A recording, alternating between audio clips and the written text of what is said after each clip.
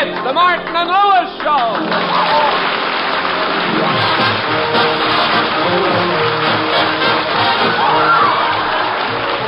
Yes, the National Broadcasting Company brings you transcribed from Hollywood, the Martin and Lewis Show. Our guest tonight, Miss Billie Burke, and featuring Flo McMichael, Sheldon Leonard, Ben Alexander, Dick Stabile and his orchestra, and starring Dean Martin. Let me call you sweetheart. I'm in love with you. And Jerry Lewis. Yes, let me call you sweetheart. I'd love to call you sweetheart, but I can't call you sweetheart. I haven't got a nickel.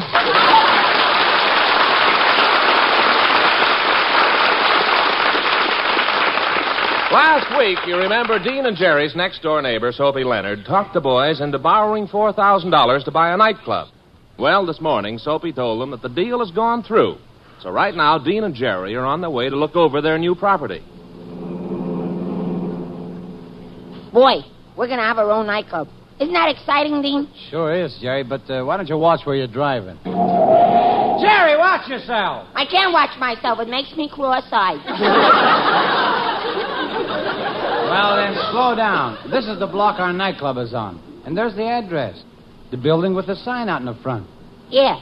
Dean, I can't see from this side of the car. What does the sign say on a nightclub? 50 beautiful girls? 50? No. Then what does it say? It says, does your battery need recharging?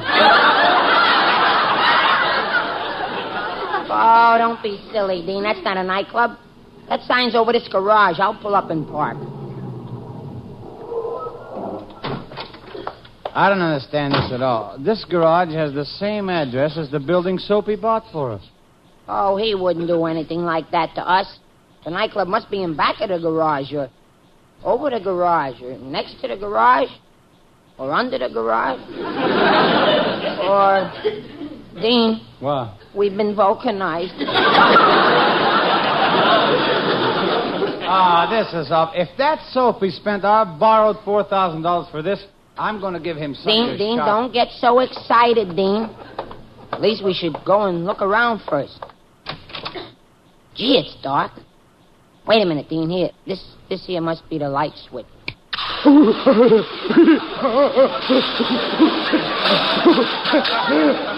I can't see you. What happened? You must have forgotten to read the rest of the sign. This place is a car wash, too. Now, wait a minute.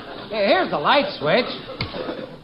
Oh, the water didn't even touch it. But just look at this place. It turns out to be this rundown garage. That's the trouble with buying property in California. After you get to it, it isn't where you thought it was, and everything is too far from where it is. And when you're in it, you can only see where you wish it was. Now, what in the world does that mean?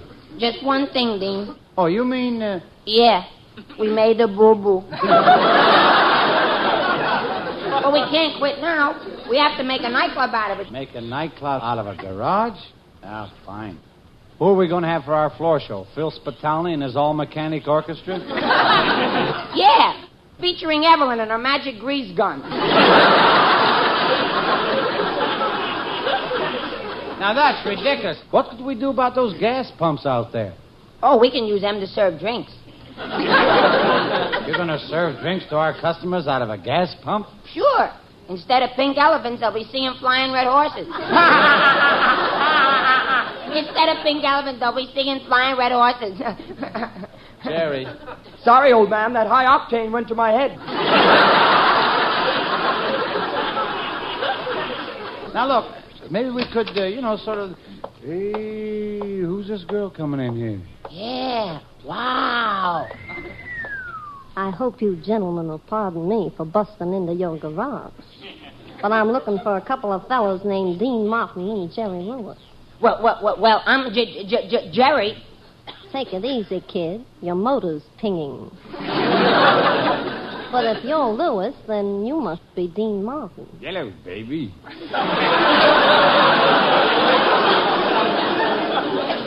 It's a pleasure meeting you, boys. A friend of mine, Soapy Leonard, told me I can have a job in your nightclub. My name's Champagne La Fizz. Champagne La Fizz? Yeah, I'm a bubble dancer. I dance around the stage in a beautiful costume, juggling a big bubble, very graceful-like.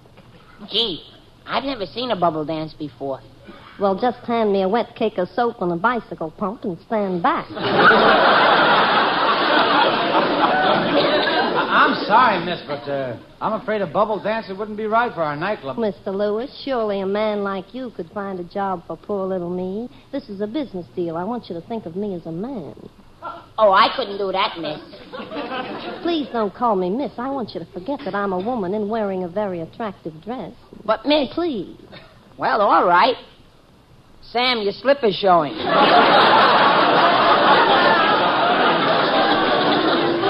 I'm afraid there's just no job around here for you, miss, but I'll tell you, if we ever can make a nightclub out of this place, we'll keep you in mind. Oh, wonderful. Bye. As if Soapy hasn't done enough. Spending our $4,000 for this garage, now he's got to send his friends around for jobs. You know, Dean, this garage is certainly big enough for a nightclub, and I bet the acoustics will be great for your singing. Listen. Darling, j'avoue, j'aime beaucoup. Eeny, meeny, miny, moo. Now, Jerry, this is no time to be funny. No, I mean it, Dean. Why, we could fix this place up. We'll cover the floor and put drapes on the walls, soft lights, people at the tables, and then you come out and sing. Go ahead, Dean. Try out your voice. Well, okay. I'll run over. Let's take an old... Well, how'd my voice sound in this garage, Jerry? Sounded swell, Dean, but I don't get it. I sang before, and all I got was an echo saying, eeny, meeny, miny, mo. You sing, and you get a 30-piece orchestra. Well, it was the first time I ever sang in a garage, so I figured, you know... Good afternoon, gentlemen. Are you Martin and Louis? If you're a bubble dancer, the answer is no. I am not a bubble dancer. My name is Herbert S. Crow. I'm from the Coastwise Realty Company. We specialize in rural developments, commercial holdings, acreage evaluation, land litigation, property assessments, mortgage amortization, and subdivision. Mr. Crow, Yes? are you for real estate?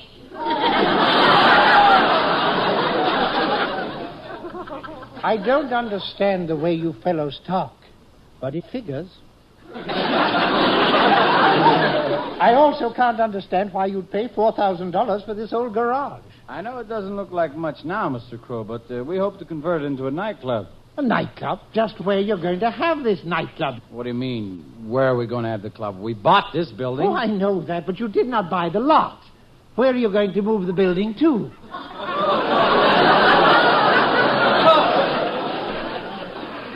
Move the building. Why, certainly. Surely you know that the lot was not included in the deal. Now, the lot still belongs to my client, Miss Billie Burke, who's going to put up a new building of her own on this property. You'll have to get your building up. We gotta move. We thought we were gonna be rich, nightclub owners, and live on caviar and breast of guinea hen under glass. And Dean, What? I'm hungry. Jerry, this whole thing is Soapy's fault. Now, come on, let's go on back to his apartment and ask him a few questions. Okay, Dean. And believe me, he better have some good answers.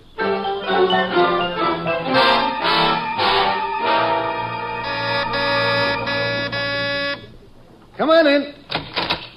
Hiya, boys. Well, how are the big nightclub owners? Eh? Never mind that, Soapy. Have you paid the money out for that building yet? Why, yeah, sure. I paid it yesterday. The agent was pretty cagey, too. He tried to maneuver me out of the deal, but I was too smart for him. Yeah, but Soapy, we're trying to tell you. He sold you the building, but he didn't sell you the lot. What's that? He sold you the building, but he didn't sell you the lot. Well, Soapy, what do you got to say for yourself? Hey, now, look, boys, you got to give me a minute to think. This is the most embarrassing thing that has happened to me since General Vaughan sent me a deep freeze.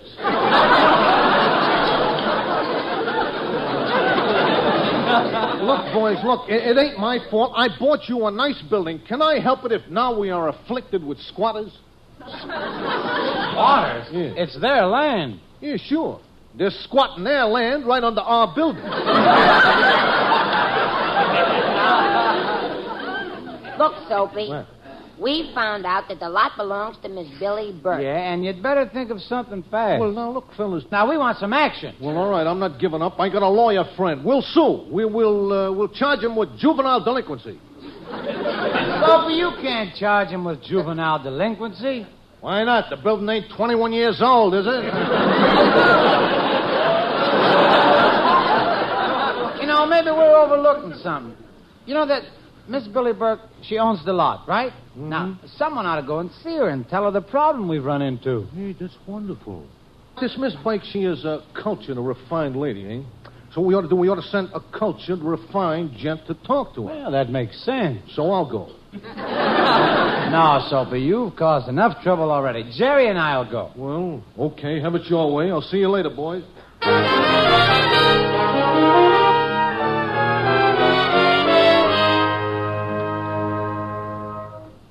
Well, here we are at Miss Burke's, Jerry. Now, before we go in, remember that... Oh, I know all about Miss Burke, Dean. She's in movies and a big star on the stage. That's right, and she's also written a best-selling autobiography called With a Feather on My Nose. But what I want to impress on you, Jerry, is that Miss Burke is quite dignified. I know. And she's probably old enough to be your mother, so be respectful. And I'll press the buzzer. Just a minute. Miss Burke? Yes, I'm Billie Burke.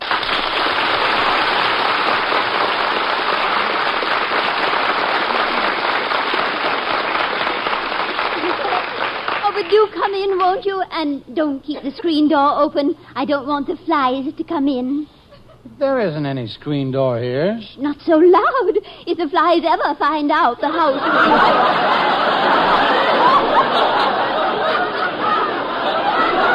You know, perhaps I'd better explain who we are, Miss Burke. My name's Dean Martin.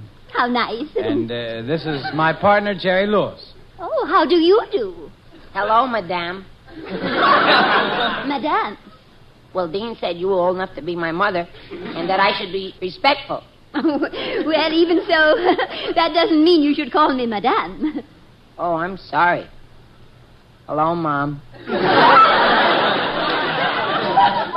I remember you now, Martin and Lewis. I saw your act at Ciro's. Gee, I'm glad you know who we are because I know all about you. I just read that book of yours, I Inhale Feathers. I inhale feathers. Yeah, I know you do, and I think you're pretty smart to write a whole book about it. Jerry, the title is With a Feather on My Nose.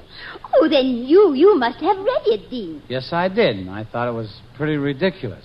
You thought what? Just what I said. It's pretty ridiculous for a lady of your youth to write her life story so early. Why, you've got most of your life still ahead of you. Oh, oh dear, oh, dear. Oh, Dean, I'm so unworthy of you.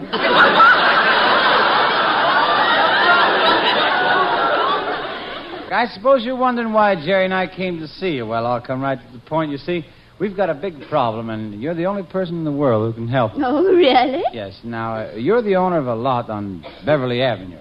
Oh, lucky me. And Hollywood Calling didn't even phone me.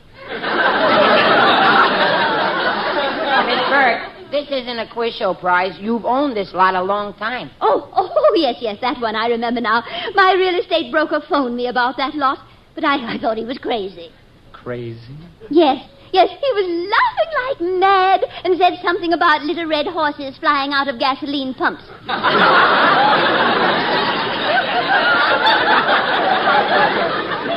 You think that's crazy? You should have heard what he told us. He told us we have to move our garage off your lot so you can put up a building. Isn't that funny? Oh, my, yes, it is. When can you move? Well, then it's true. You are going to make us move the garage. Well, yes, I'm sorry, but I've been planning to use that lot to put up a haven for poor, unfortunate, homeless hobos. Well, shake hands with your first customer. Well, I'm sorry, but I've been planning my home for hobos for several years. I'm not doing any good, Dean. You better take over. Okay. Miss Burke, look at me closely. Yes. Hello, baby. Oh, how thrilling. And how clever to do that particular imitation. No kidding, baby. Oh, yes, Charles Boyer has always been my favorite. Say, Miss Burke, how would you like to hear a song sung by Bing Crosby, Perry Como, Mel Torme, and Singin' Sam all at once? Oh, I'd love it. Okay, she asked for it. You left out Pinza, so I'll try Some Enchanted Evening.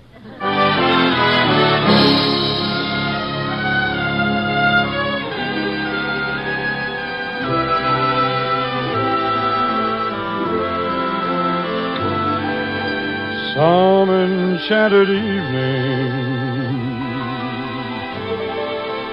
you may see a stranger. You may see a stranger across the crowded room, and somehow you know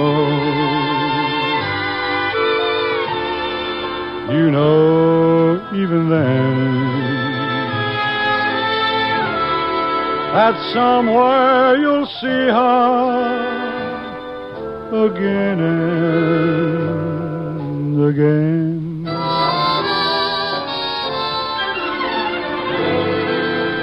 Some enchanted evening, someone may be laughing. You may hear her laughing across a crowded room, and night after night, the strangers it seems,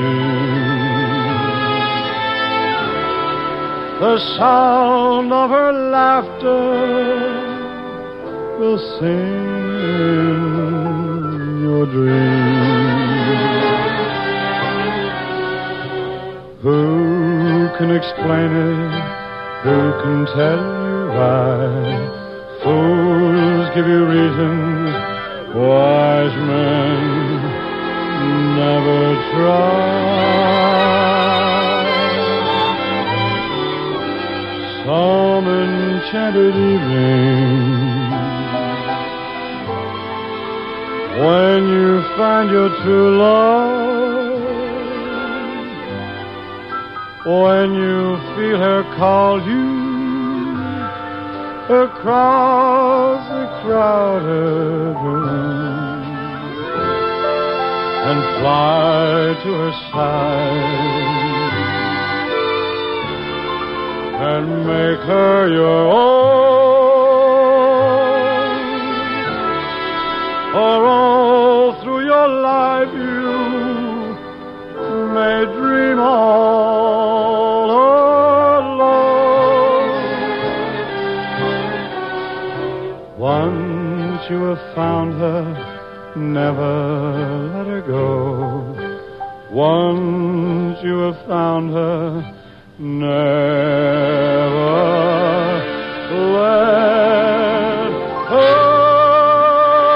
let her go.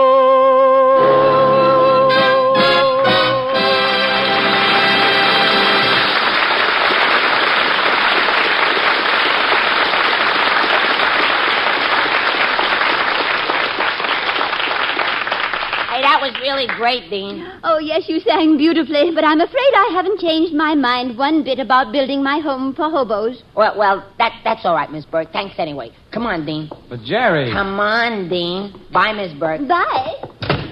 Jerry, what was the idea of giving up so easily? I didn't give up. Listen, Miss Burke would let us keep our building on a lot if I proved to her that hobos don't even want homes, wouldn't she? Well, I guess so. Fine. Now, all you've got to do is pick up Miss Burke this evening and drive down to 5th and Walnut Streets. I'll get Soapy to help me, and we'll dress up like real hobos. And when you and Miss Burke get there...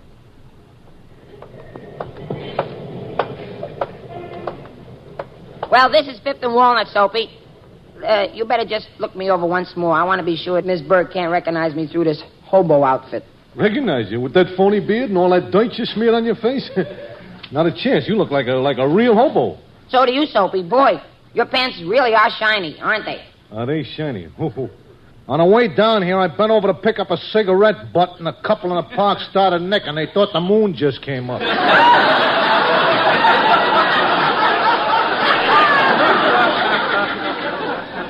I wish Dean would get here with Miss Burke. Well, they'll be here. Don't worry, kid. Hey, boy, you sure picked a good corner, Jerry. Gee, just look at all those hobos around here. Look at them sleeping in doorways. They're hanging around the corners, leaning up against the buildings. Remember this. Remember, if you want to act convincing, just do like they do. What do you mean, Soapy? Well, like, for instance, panhandling. The secret of the thing is to tell a real hard luck story. You know, you might even get a quarter. Yeah. You mean if I tell a real hard luck story, I can get a quarter? Sure. Look, here comes a man now. I'll try it out on him. Mm-hmm. Excuse me, mister. Yeah? What do you want? Could you help a fellow who hasn't eaten in 3 days? I haven't eaten in 2 weeks. That's not all. I haven't had a bath in 6 months. Oh. What's a bath?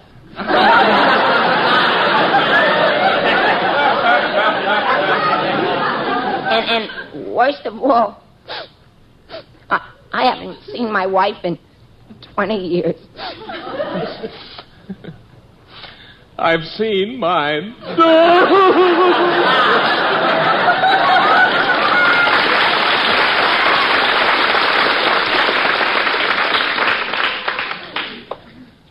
Well, kid, how'd you make out? Did you get your quarter? Yeah. That's the idea. Now you're a quarter ahead. No, I'm not. I gave him $1. Look, Soapy, there's Dean and Miss Burke just driving up in the car. Come on, let's hide in this hallway until they get here. Well, Miss Burke, here we are. This is where the hobos hang out. Now, let me help you out of the car. Oh, thank you.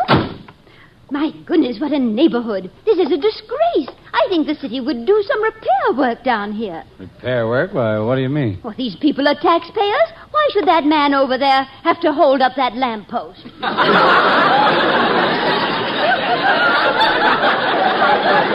Yeah, he's got enough of a load now.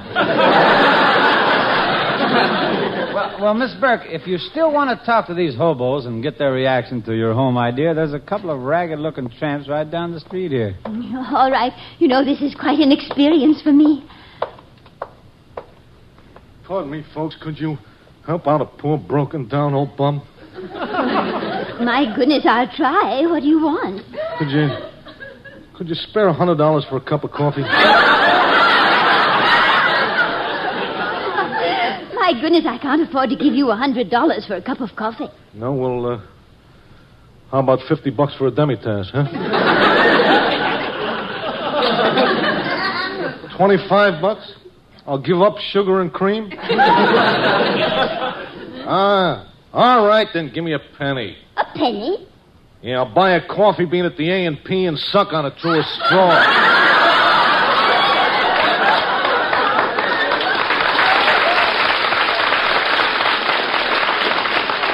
Well, you see, Miss Burke, these hobos are pretty independent. Well, he certainly was. But let's talk to his friend here, this poor, tattered, unwashed, messy, ragged creature. My, tell me, young man, what's your name? B.O. Plenty Jr. Excuse me, ma'am. Could you spare 2.5 cents for a cup of coffee? 2.5 cents for a cup of coffee? Why, I thought everybody usually asked for a nickel. Yeah, but I'm out of the high rent district. Miss Burke, these two men seem to be typical hobos. Now, why don't you ask them about your home idea? Holmesy says, hey, look, we don't want no home. We can't stand being cooped up. We like to roam the wide open spaces with no strings and no ties and no wardens. Excuse me, folks, I gotta be going. Where are you going? Right up the street. I just seen a fella throw away a murad. Well, Dean, I guess you were right. These two hobos aren't interested in a home at all. Sure, that's what Dean and I were telling you this afternoon. Dean, you were telling me? Why, you're not a tramp at all. You're Jerry Lewis. Yeah, but Miss Burke, let me explain. There's no need to explain. I see through your whole scheme now, and I'm leaving. But Miss Burke... Goodbye.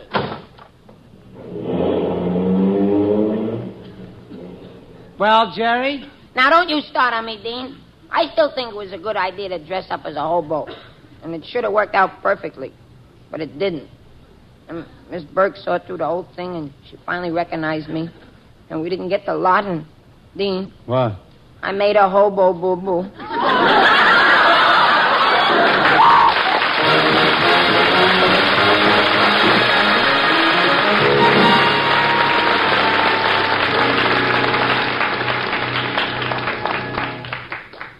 Well, Jerry, we've been moping around our apartment here for 3 hours now. There's no point worrying this much. Let's go to a movie or something and forget it. No, I don't feel like it, Dean. All I want to do is just... What do you want? Boys, stand up and salute the greatest real estate operator since Gypsy Rose Lee opened a Cherokee Strip. Sophie, what do you mean? Well, I'll tell you, I knew you boys are pretty down about what happened today, so I went over to Miss Bikes and I talked to her personal, and she's disgusted with the whole idea of building a hobo home. So I bought the lot from her for you guys, $5,000. You bought the lot from her? I did. Why, that's wonderful, Sophie. But $5,000? Where did you get the money? Well, I didn't have the money, so I did the next best thing. I gave her your building as a down payment on the lot. Oh, no. Good night, folks. Good night. See you next week, everybody, and thank you, Miss Billie Burke.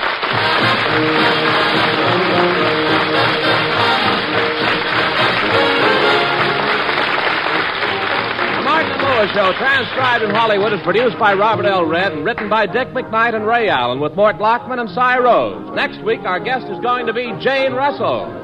This is Ben Alexander suggesting you tune in to your NBC station each Tuesday evening at the same time for the Martin and Lewis Show.